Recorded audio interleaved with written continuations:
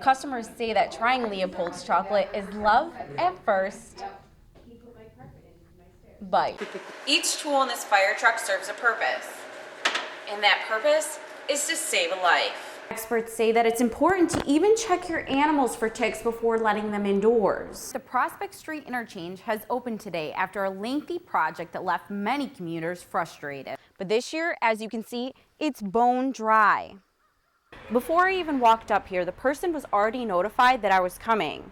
And as soon as I get up here, they can see me and even talk to me through this device. Hello? Christine was a lot of fun. She was bubbly, she was bright, she was a great mother for the short time that, she could be a mother. For Paul Kamide, going back to the day of his wife's death will never be easy. He says, your wife's been shot. I can have a temper. And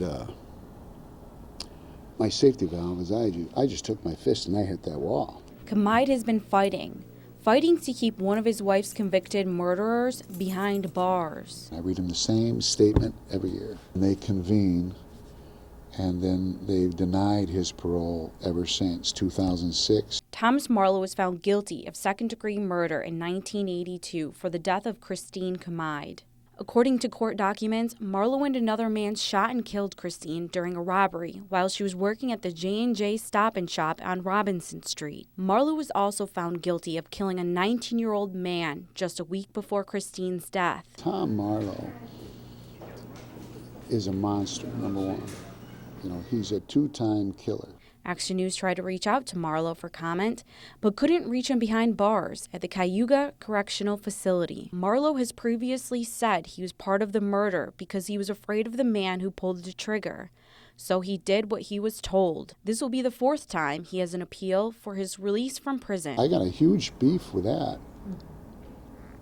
What about the two murders? Paul Kamide says that he will do whatever it takes to make sure Marlowe remains in prison. My father told me, he says, Paul, you got to play your cards that you're dealt.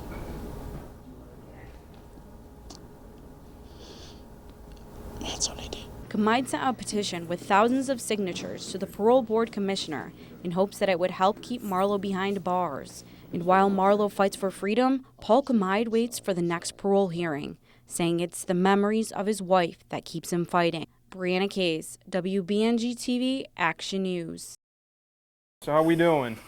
Oh, pretty good. No candy, nothing like that? No candy, nothing. Okay. New York State parole officers were monitoring sex offenders this Halloween. Halloween's supposed to be a pretty carefree and fun holiday.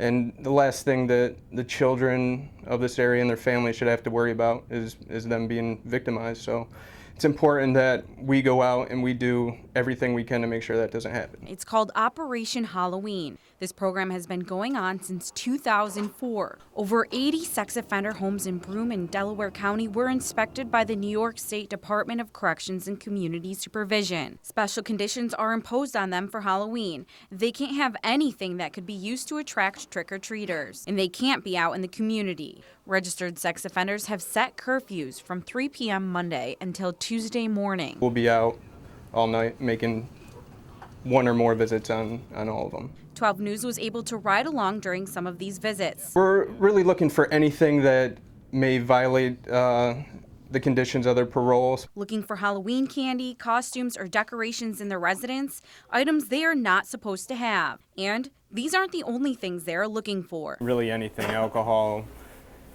drugs, anything that might violate their conditions that they're under. Every single one of these sex offenders must have one of these signs placed on their door. We give them signs to put up on their door that says no trick-or-treaters, and they aren't to answer the door for anybody. Anyway, to give families a safe and happy Halloween. We'll be back, okay? Tomorrow's my payday. Okay, just make sure you're hanging out, okay? In Binghamton, Brianna Case, 12 News.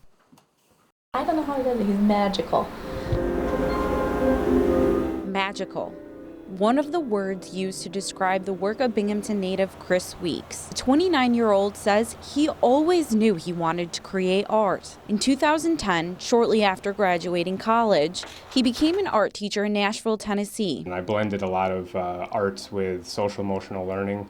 where the kids developed how to really learn empathy and express themselves through in creative ways. Weeks says he believed in the power of painting. So, after 5 years of teaching, he quit and came home. People love their pets. With a different type of subject, Weeks began painting pets, and he's created 20 pieces of art since. I can reach people very similarly to how I did in teaching, but through creative paintings. I found that painting people's pets is a really unique and very personal way to reach that person. Chris says that his paintings create an emotional connection for his customers. More than half of the time that I give them one of these or they deliver it, they have some kind of tear of joy, that's why I do it. When I got it, I cried.